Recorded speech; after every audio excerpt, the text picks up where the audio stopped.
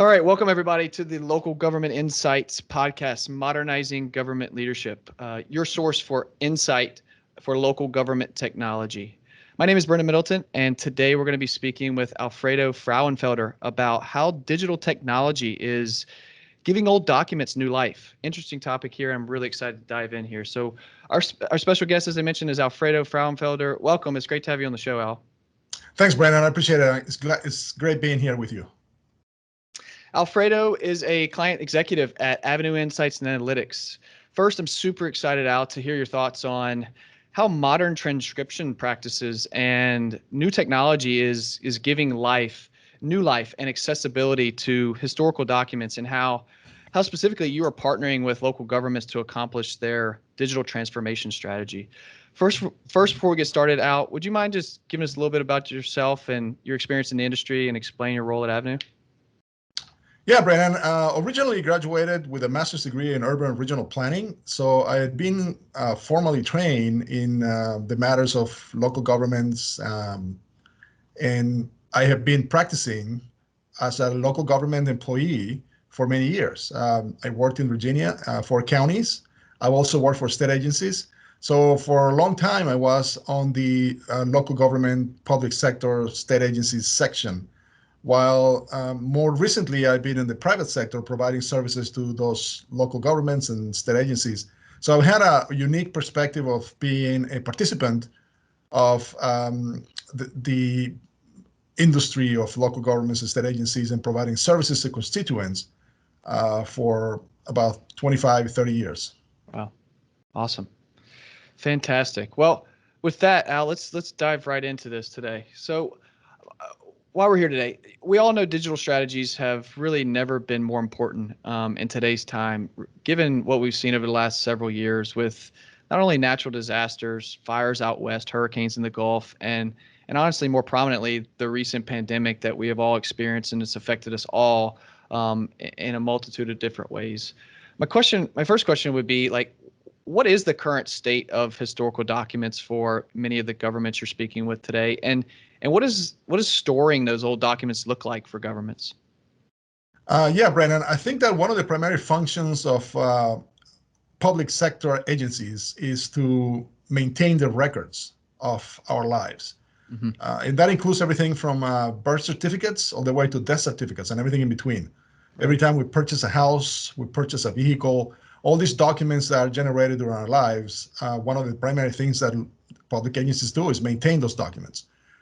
And they do that for a reason. It's very important to have that record of all the things that we do during our lives. And not only our lives, it's the lives of our ancestors, so that the future generations can have an understanding of what happened before. So for example, clearing the title of a vehicle. If you buy a vehicle, you want to make sure that it has a clear title, or the same thing for a house or a real estate property. So all these documents are very important that need to be made available all the way back to the inception, to the very first time that the document was created. It needs to be maintained and made available. So what we found is that prior to the early 1900s, documents were obviously handwritten in cursive format. There was no typewriters, there were no word processors, so people were just writing documents with ink and pen on paper. So the idea was to make those documents available to the public. And the idea of reading cursive is becoming more and more difficult for people. So there is a difficulty of being able to read those pre-1900 documents. Right. So that's one part of it. And the other part is whether or not you can actually access the documents. If the documents are stored in a basement vault somewhere, but the vault is closed because of the pandemic or any other circumstance or reason, then you don't have access to the documents. So there are two things. One is making the documents accessible to the public, and the second one is making the documents readable so that people can understand what the document meant when it was originally created. Wonderful. So it's just so interesting to me to think about having documents that are just so important and vital to society, and as we operate as citizens, just not being readily available, and how a pandemic or a hurricane or a fire could, make those documents virtually inaccessible to constituents and the public at large. So Now that we've kind of talked through the current state of these documents, vary in different types, albeit, but let's talk about the process. So, can you discuss a little bit about the process of how technology is, making an impact on this in regard to, capturing these documents, storing them, how technology is enabling the managing and the organization of it, and ultimately the most important part is making them available for search and instant retrieval a lot of times of these scanned and historical documents. Like, what is that process? Yeah, so if you think about a document that is filed at a public agency, be it a real estate deed or a mortgage or any other kind of document that is filed, a birth certificate, a death certificate, anything like that, what you have is the original document itself that was created. So there is the physical entity of the document in paper. And obviously that document is usually stored in some sort of a storage facility, a vault or something like that by the public agency. And there it is, there it sits. Right. Sometimes they have indices that allow you to find the exact location of the document so you can go find it and retrieve it. But that obviously means you have to be physically there to look at the index cards, find the document on the shelf, and then pull it out for reading, or maybe making a photocopy. More recently, however, the idea of having citizens come to the public agencies to retrieve the documents physically has become more and more difficult. There are many reasons why. The volume of the searches. There are many counties and local governments in the United States that see a great deal of volume of activity. You can imagine large counties, large cities where there's a lot of real estate transactions going on. It will be very difficult to house all the people that are coming to retrieve those documents, as well as things like the pandemic, working hours, vacation, things like that, holidays. So there has been an effort to try to digitally enable the local governments and these public agencies to make the documents available online. Yeah, there have been some misconceptions and bad perceptions about putting things online, issues of privacy, issues of concerns of whether or not somebody's going to do some kind of fraud. Right. But the reality is that these documents are available online, and there are ways to make sure that the people that are accessing these documents have legitimate reasons to do so.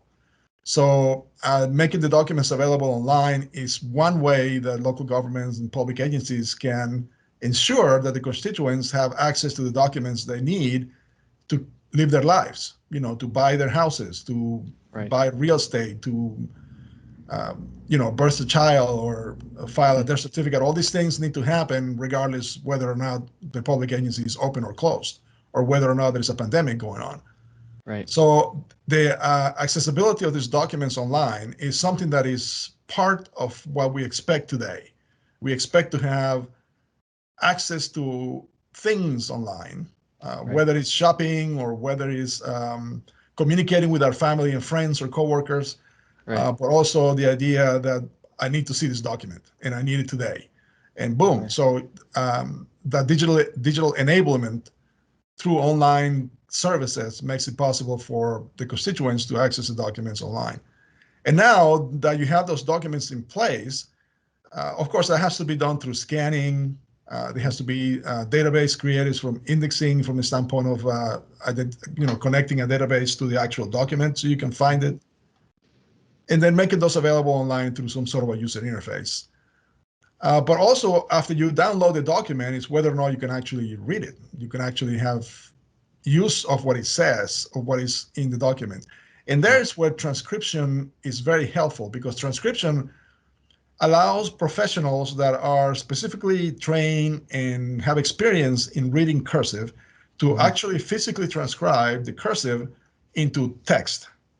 So then you will have access to both the original document that is in cursive handwritten form, as well as the transcribed text file, which makes it very easy to read. So that combination of making documents available online, as well as making the meaning and the words of that document available to the recipient, is ultimately what we're trying to achieve. Absolutely.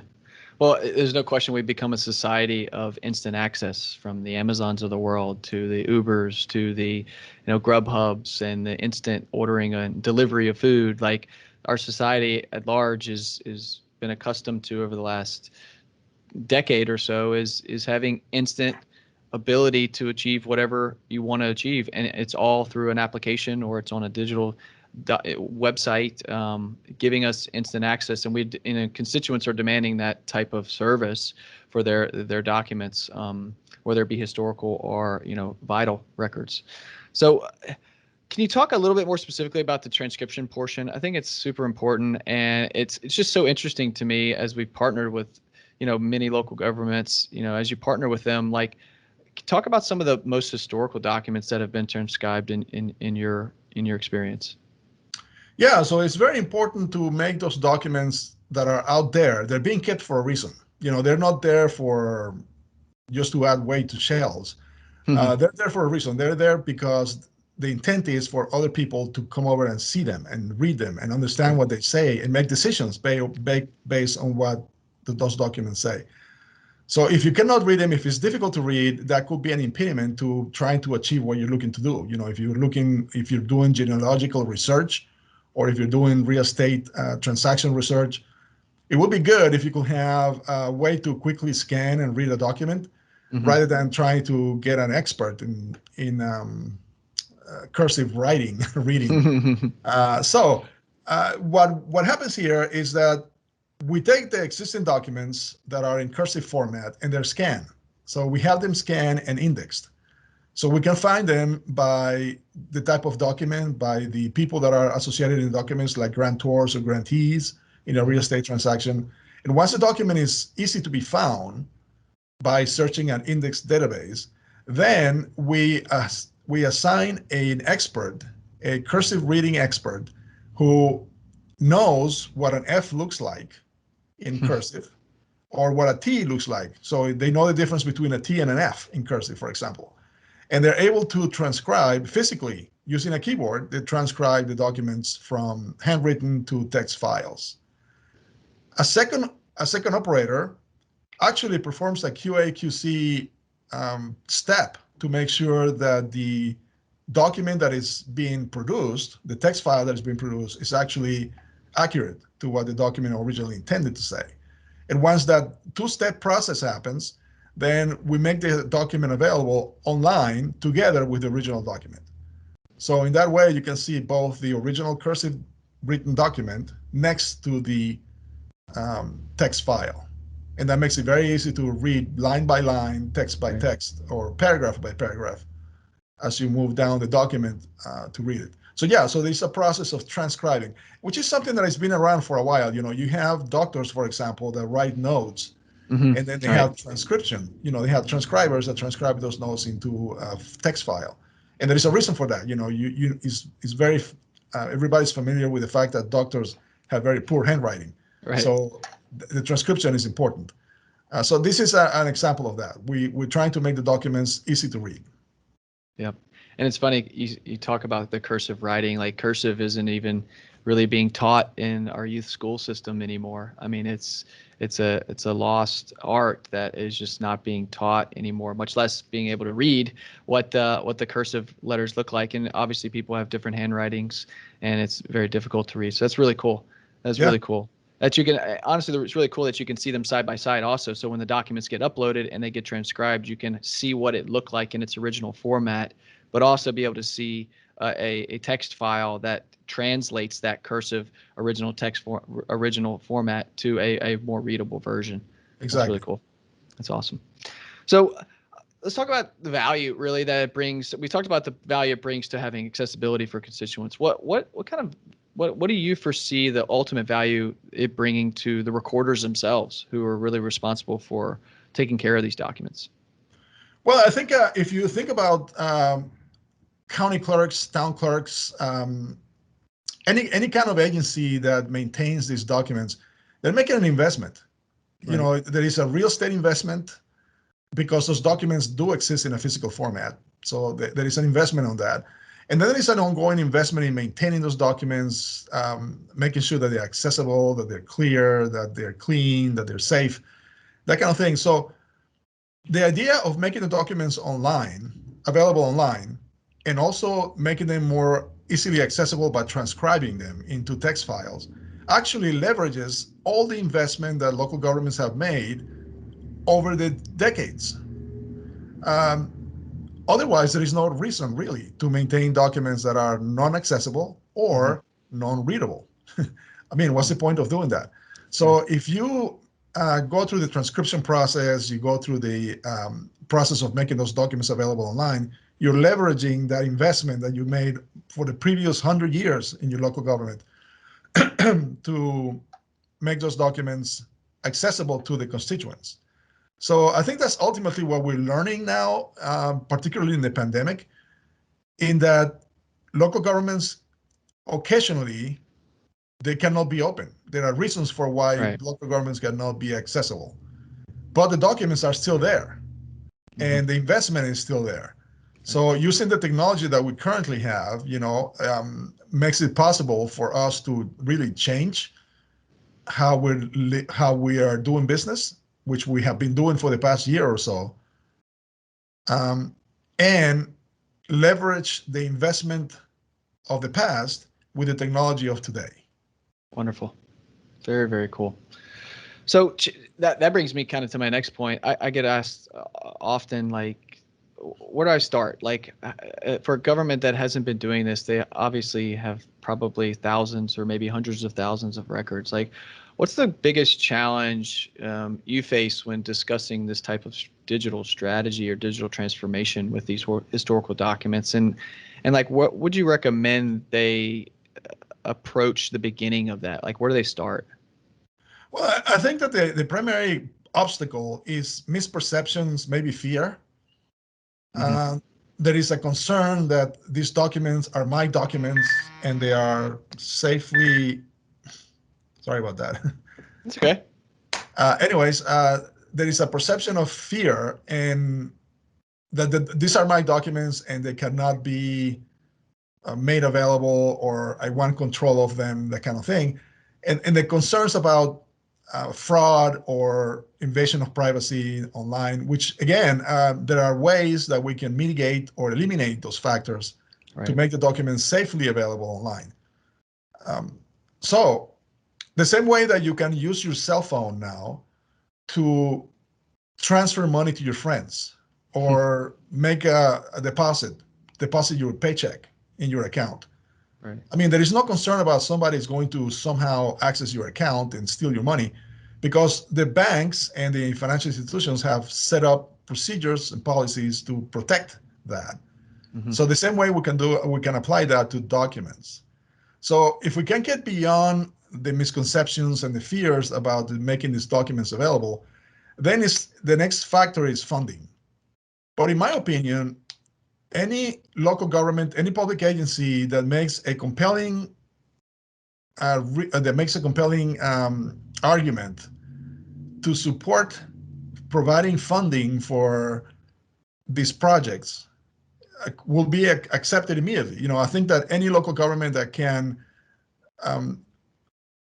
explain to the decision makers that some funds are necessary or approval of funding is necessary to make these processes happen, it will be easy. I think it will be very easy to get that approval, particularly when these processes, and what I mean by these processes is that there are two, of course. There is the local government public agents process of intaking the document, which usually also generates revenue. So there is a fee that people pay to put these documents into the system.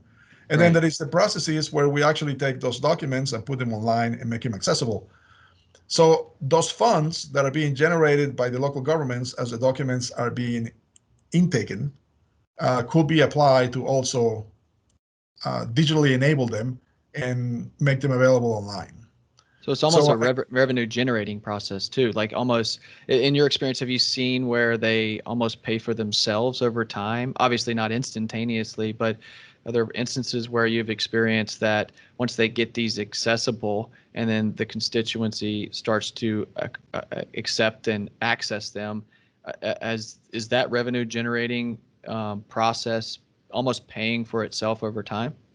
Yeah, and it does that and more. I think that as soon as the public, the constituents are aware that the documents are readily available and readily usable, the usage goes up because now you don't have, for example, if you're doing research in your family, and you think about, well, I have to go downtown and go to the courthouse and spend 2 days looking for documents. You don't do it. You just don't do it. On the other hand, if you just realize that you can do a quick search on an evening at your house, on your computer, in your own living room, then you're likely to do it. So more and more people have more access to the documents, and instituting a reasonable fee program will actually increase revenues for the public agency that is providing the documents available. So again, it's not an intent here to generate funds. This is not the idea, it's not to generate funds, but it is to make the documents accessible and then to provide for that effort of making the documents accessible to pay for itself. And it does pay for itself and more. Incredible.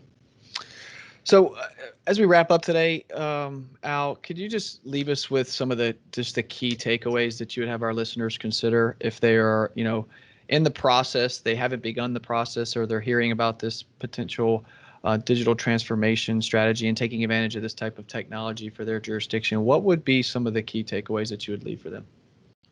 Well, I think the first thing that I would like to say is that what I'm talking about here is actually happening. This is not a concept. It's not an idea. It's actually something that is happening for real. And there are literally thousands of agencies across the nation who are carrying out these efforts to make the records more accessible and to make those records readable. And many of them are taking the extra step of going all the way back. So for example, there are counties in the East Coast that have records that go to the very foundation of the nation. Wow. That go all the way back to the first settlers. And those records are being converted. They're being made accessible online, and they're being transcribed. So this is happening. So what I will suggest is that for those who are not on the way or thinking about being on the way, is to contact us is one way of doing that. But also contact us at Avenu. It would be one way of doing that. But also contact your peers. Organizations like PRIA, local and regional associations make access to resources that are doing this information, they're doing these projects right now. So get that information on your own. Talk to your peers, talk to people that have done it before, and get a way or an understanding of how they went about doing it. And then simply, make the effort to champion the work that is necessary to get the project on the way. And what you'll see is that you will digitally transform the operations of your office at whatever public agency is making these records available. Usage will go up, participation will increase, and then the overall perception of the constituent will be better because they're getting better services from those public agencies. Awesome. So this is happening. It's going on across the nation. It's not a concept. This is something that's real that you can start today. Validate with your peers, validate that with others that have begun this process or have even done it all the way back to sovereignty, that it is an efficient, secure process. And start somewhere is what I'm hearing. Just start somewhere, start small. Get with a provider that can enable and partner with you to, map out these different types of projects and understand where to begin and what phases to do it in, and just validate for yourself. So Al, this has really been great. I can't thank you enough for joining us today on the Local Government Insights podcast. Honestly, for those who are listening, make sure to subscribe and rate this podcast. We thank you all so much for listening. Please stay tuned for more local government news and insights to come, and we really look forward to having you next time. Thank you. Thank you.